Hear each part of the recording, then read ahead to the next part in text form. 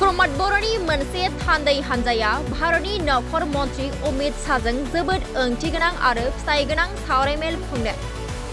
गोदान दिल्लीयाव बिटिसिनि बारग' गाहाय मावफुं सोद्रोमा रमद बर'ननि मोनसे हानजाया 2020 मायथाइनि बिटिआर गोरोबथानि सायाव भारतनि नखर मन्त्रिजों एमपि एमएलए आरो एमसिएलएफोरखौ लानानै सावरायदों।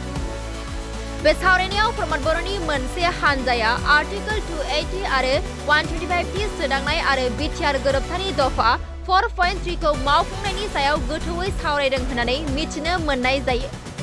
बिटिआर गोरोबथानि दफा 3.1 खौ आबुङै मावफुंनानै ट्राइबेल गामिफोरखौ बिटिआरआव थानाय आरो बर' कसारिफोरनि एसटी हिल्सखौ मान होनो आरो गुबुन सोमोन्दो गोनां जेंनाफोरखौ सुस्रांनो थाखाय आरो बिटिआर गोरोबथानि दफा 6.1 खौ मावफुंनाय बायदिफोरनि सायाव भारतनि नखर मन्त्रि अमित शाहजों सावरायदों।